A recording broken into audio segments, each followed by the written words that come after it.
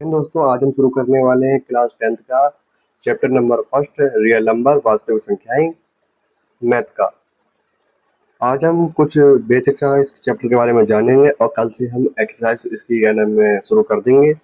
आज सबसे पहले हम जानते हैं इसके कुछ महत्वपूर्ण बिंदु। इस चैप्टर में हम सबसे पहले क्या पढ़ना क्या है। जैसा कि इस चैप्टर का नाम है वास्तविक संख्याएं, तो वही इस चैप्टर का नाम है, वही इसके बारे में हमें पढ़ना है। रियल नंबर क्या होते हैं, ठीक। सबसे पहले इसमें हेडिंग है हमारी, इसमें भाज्य और अभाज्य संख्याएं, यानी कि प्राइम एंड कंपोजिट नंबर क्या होती हैं, भाज्य संख्याएं क्या होती हैं, अभाज्य संख्याएं, इनके बारे में जानते हैं। अभाज्य संख्या क्या होती है? वह पूर्ण संख्याएं जो भाग नहीं है, जो भाज्य नहीं है, अर्थात जिन संख्याओं के गुणनखंड जो है वो एक ही है, जैसे कि 2, 5, 5, 3, 7। इन सबको हम भाग देते हैं तो 2 एकम 2, 5 एकम 5, 3 एकम 3, 7 एकम 7।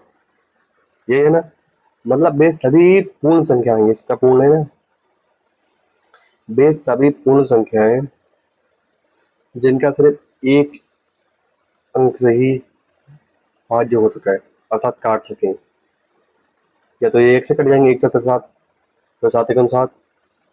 वैसे जिन जो सिर्फ खुद से ही कटती हैं, सिंपल सी बात समझ, जो सिर्फ खुद से कटती हैं, किसी और संख्या से नहीं काटी जाती, वैसे कहलाती हैं भाज्य संख्याएं। और भाज्य संख्या क्या होती हैं? उन सभी संख्याओं को, उन पूर्ण संख्याओं को भाज्य संख्या कहते हैं जिनके स्वयं और संख्या एक के अतिरिक्त भी और भी गुणनखंड हो। जैसे इसका तो जैसे 2 का था, 1 दूनी 2 था, 2 एकम 2 था। 5 का था, 1 पंजे 5, 5 एकम 5। 3 का क्या था, 1 तिया 3, 3 एकम 3। मतलब इनके 2 ही फैक्टर थे, या तो वो खुद से कटेंगे या वो एक से कटेंगे, सिंपल सी बात। लेकिन भाज्य संख्या क्या होती है? भाज्य संख्या एक और खुद से छोड़कर और भी कई संख्याओं से कट जाती हैं। संख्याओं से कट कट जाती हैं। जैसे कि हम ले लेते हैं यहाँ पे 9 ले लेते हैं। हम इसको काटें तो एक नियम 9 भी काट सकते हैं, ठीक। 9 को 3 से हम काट सकते हैं, 3 तिया 9 काट सकते हैं, 3 एकम 3, 2 आ गए। हम 9 को 9 से भी काट सकते हैं, मतलब इसके 1 से भी काट दे रहे हैं, हम 3 से भी काट दे रहे हैं और 9 से भी काट दे रहे हैं। मतलब स्वयं से और 1 से छोड़कर और भी कई संख्याओं से जो संख्या कट जाती हैं, वह संख्या भाज्य कहलाती है। समझ में आ गया? उम्मीद करता हूँ समझ में आ गया होगा, क्योंकि इससे कई सिंपल में समझाया जा सकता है। क्योंकि और भी एग्जांपल ले सकते हैं हम। यहाँ 15 ले लिया, 3 पंजे 15, 5 एकम 5, कट गया। 15 से भी कट गया, ये 15 से भी काट सकते हैं उसको। एक 15 से 15 एकम 15 भी कर सकते हैं इसको। 3 पंजे का 15 भी कर सकते हैं, 5 तिया 15 भी कर सकते हैं। मतलब खुद से और 1 से छोड़कर और भी जो और भी कई संख्याओं से जो संख्या कट जाती हैं, वो क्या कहलाती हैं? भाज्य संख्या कहलाती हैं। भाज्य और भाज्य के आधार पर हम आगे कुछ पढ़ने वाले हैं। गुणनखंड।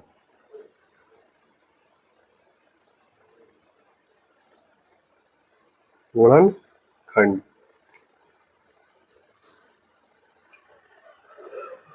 हम इस चैप्टर में 2 तरीके के गुणनखंड हैं। सिंपल सा एक है गुणनखंड वृक्ष,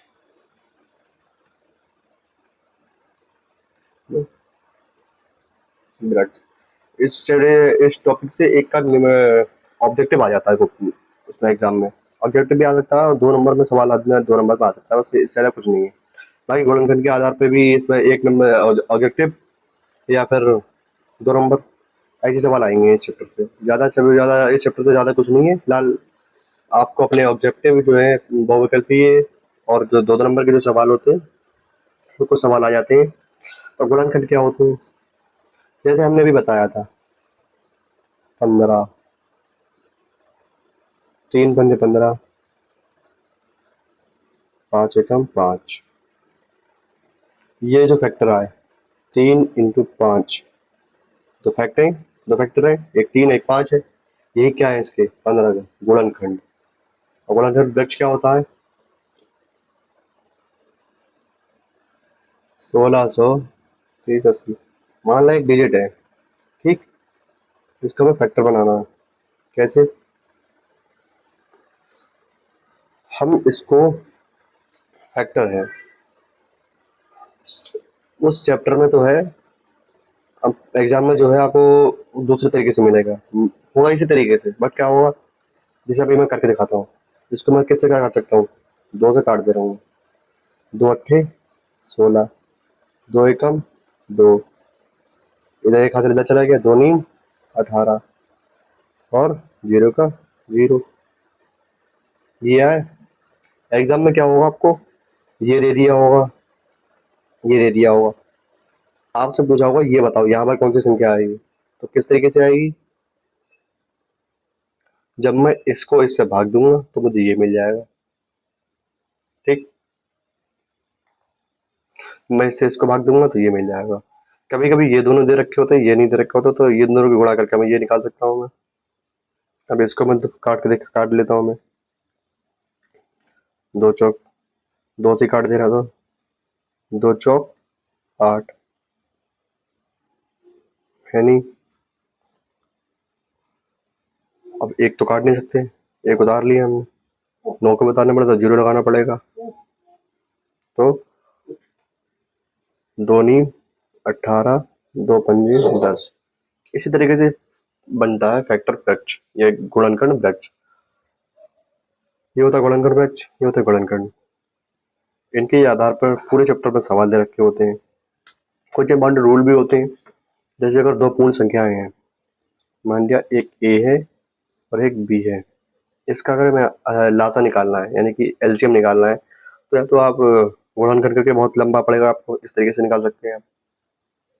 एक इसका सूत्र भी है, अगर 2 संख्याएं हैं तो क्या है L C M into S C F यानी कि लासापा और मासापा is equal to A into B. इसका इसका एलजीएम, इसका और इसका S C F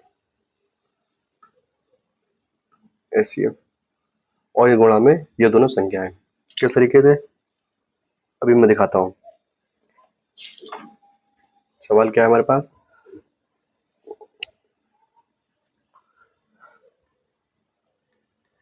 H C F 120 225 का जो एच सी एफ है हमारे पास दे रखा है 15। इन्हीं दोनों दोनों का एलसीएम दे रखा है हमारे पास। एलसीएम हमें निकालना है, एलसीएम हमें निकालना है। तो कैसे निकालेंगे, फार्मूला लगा देंगे L C M into H C F का दे रखा है हमारे पास 15 बराबर में एक संख्या है हमारे पास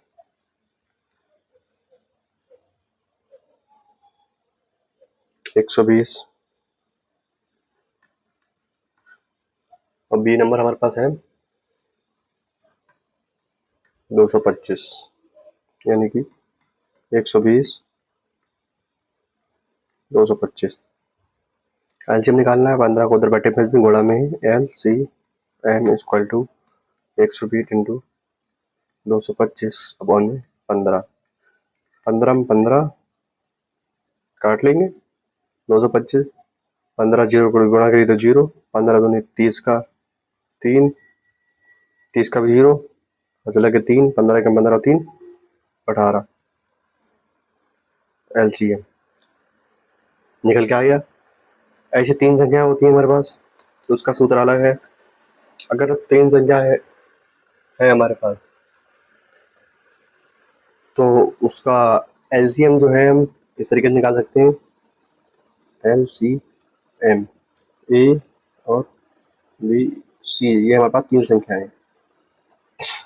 LCM A B और C का LCM जो है किसके बराबर होगा? A into B into C, तीनों संख्या की गुणा इंटू HCF,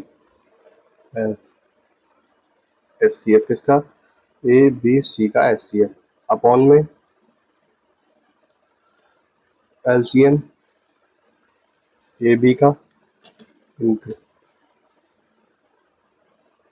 LCM BC का इंटू LCM CA का।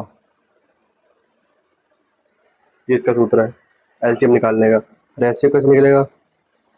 बस वही है, A B C का SCF equal to A into B into C into LCM A B C का। इन बस यहाँ पे SCF की जगह क्या आ जाएगा? LCM आ जाएगा। LCM ये आ गया अपॉन में, बस यहाँ पे LCM था, यहाँ पे SCF A B का